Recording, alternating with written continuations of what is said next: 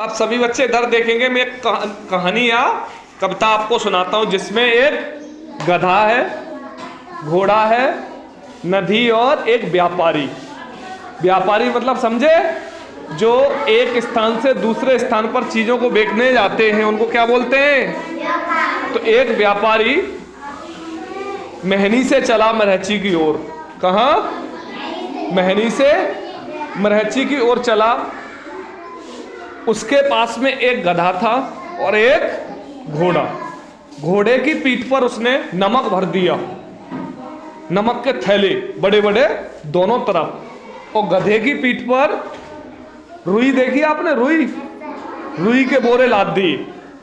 अच्छा, नमक में और रुई में सबसे हल्का कौन होगा, नमक या रुई? एक बोरे में रुई भर दी जाए और एक बोरे में नमक, तो सबसे ज्यादा भारी कौन होगा? नमक। Very good. तो फिर जब नदी पड़ी रास्ते में, अब वहां पर कोई पुल नहीं बना था। व्यापारी को गधा और घोड़ा दोनों पार कराने थे।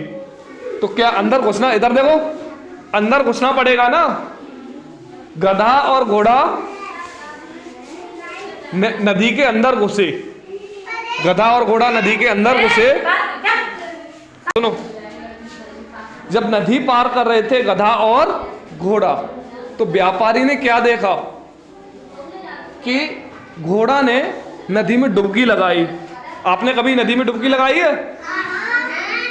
और ये बात गधा देख रहा था कि घोड़े ने नमक से बोरियां भरी हैं उसके ऊपर पीठ पर, उसने डुबकी लगाई है। तो गधा पूछने लगा, भैया तूने ऐसा क्यों किया? उसकी पीठ पर गधे की क्या भरा था, रुई या नमक? और घोड़े की पीठ पर और गधे की पीठ पर रुई। तो देखा कि घोड़े ने उसमें डुबकी लगाई। तो घोड़ा बोलता है कि मैं वजन हल्का कर रहा हूं। क्या? मैं वजन हल्का कर रहा हूं, मेरे ऊपर व्यापारी ने वजन ज्यादा रख दिया है, इससे कि मैं डुबकी लगा के नमक को क्या कर दूंगा।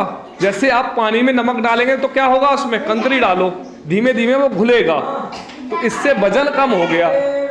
उसको लगा कि ये काम मुझे भी करना चाहिए। क्या करना चाहिए? मुझे भी करना चाहिए। तो गधे ने भी उसे देखकर क्या किया, डुबकी लगा दी। अब क्या हुआ, किसका वजन भारी हो जाएगा, गधे का या घोड़े का? क्यों? क्यों? गधे के ऊपर रुई लदी थी, रुई थी ना, तो रुई ने क्या किया, पानी सोख लिया, पानी सोख लिया, वो और भारी हो गई। तो इस तरीके से गधे को नहर पार करना या नदी पार करना मुश्किल पड़ गया और वो क्या हुआ, उसी में डूब के मर गया। तो कभी भी ध्यान रखना, किसी के कहने पर कोई काम नहीं करना चाहिए। आपको सोचना चाहिए कि ये सही है या गलत है।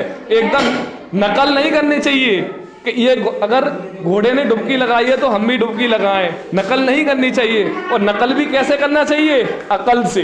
कैसे? पहले सोचो कि नकल करना सही है या गलत। समझे नहीं समझे? अच्छा, इसमें ये बताओ